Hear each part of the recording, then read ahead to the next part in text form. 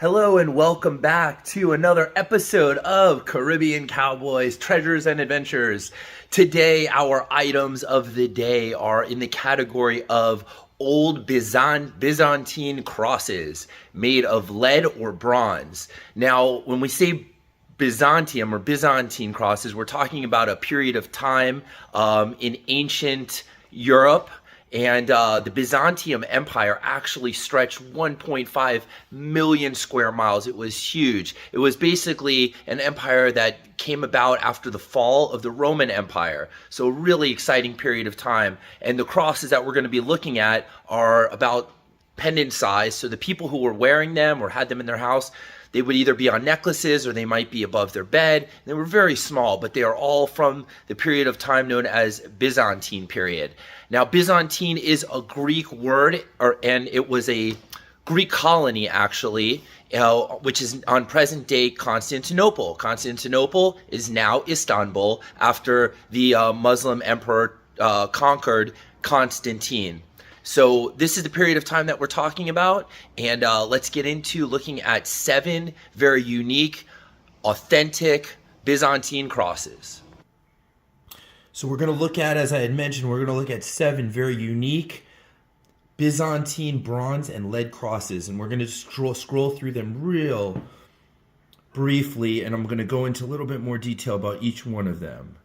But I wanted to give everyone a little taste of what we're going to be looking at here. And so there are 7 Byzantine lead and bronze crosses.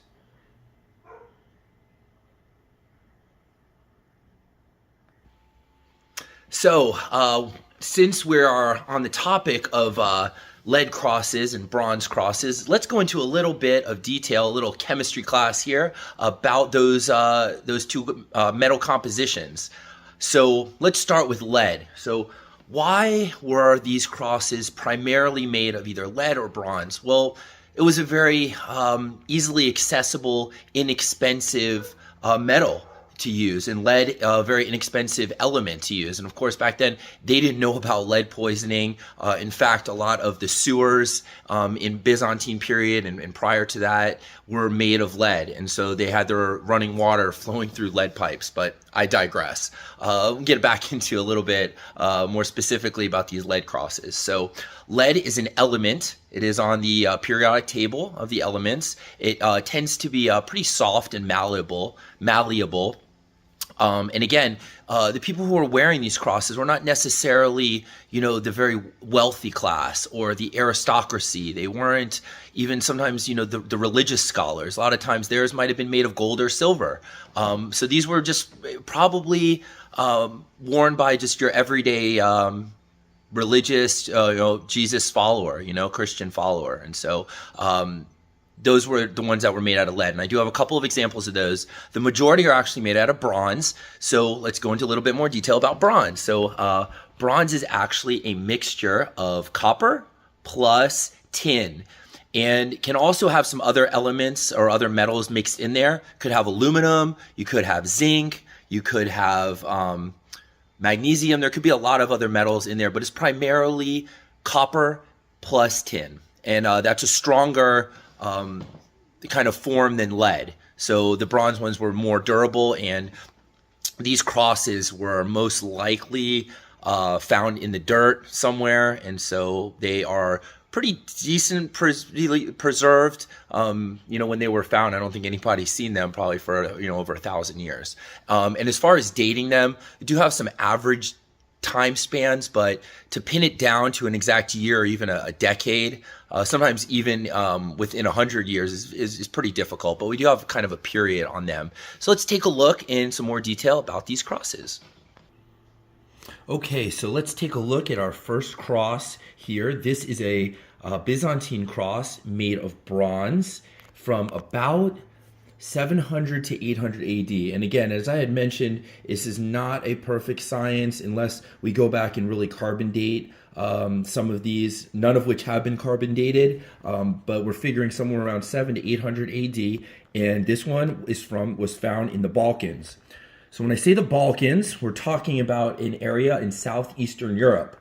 which actually gets its name from the Balkan Mountains that run through the modern day country of Bulgaria, which was a very large country at the height of their empire. But it includes Albania, Bosnia and Herzegovina, Bulgaria, Croatia, Kosovo, Montenegro, North Macedonia, Romania, Serbia, and Slovenia. So a lot of countries definitely don't take up a large landmass in the world, but this is where these crosses were found. So here you get a closer look at this beautiful bronze cross, this wonderful religious symbol. You can see some of the crudeness of the top part, which would connect to a chain or necklace or even a piece of cloth. Pretty decent condition here. And of course we have Jesus with the halo around his head on the cross, this piece. Moving on to our next cross. This is also, again, from the Byzantine period. This is bronze as well, and this is from about the 9th to 10th century AD. Also found in the Balkans. Not sure specifically which country, but as we can see here, this isn't as detailed. It is a little bit bigger and has some obvious wear and tear from being in the ground. You can see right here, this was used as a necklace.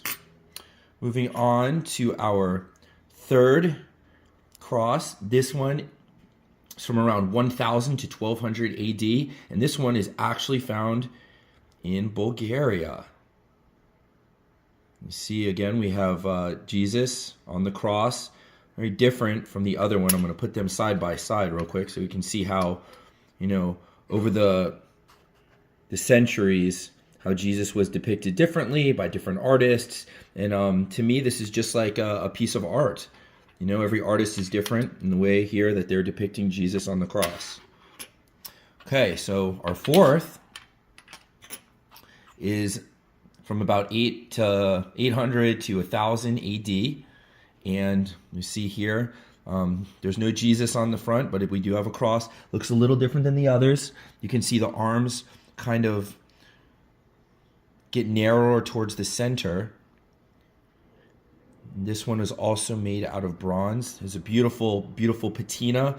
When we say patina, we're talking about the gloss or the coloring that these metals take after being in the elements for so long. So we say it, it has a really nice patina to it. Sometimes it's shiny, sometimes it's dull. All right, so we're moving on to our fifth cross here. This is a lead cross. This is from, they figure, about 900, 1000 AD, from about the same time period, different metal, made of lead.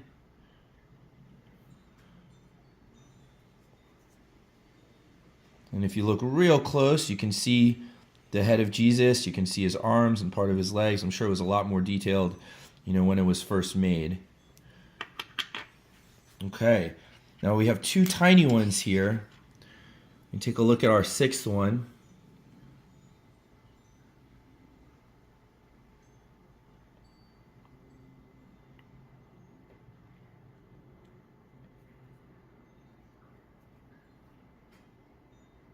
And here you can also see that the cross is taking a very irregular shape right here. These almost look like hands, like little fingers or arms. So maybe the cross itself was made in the form of Jesus instead of drawing him on the front. Although, look, we do see some markings. And our final cross here is a bronze cross. Also has kind of a similar look as the other one. Same size.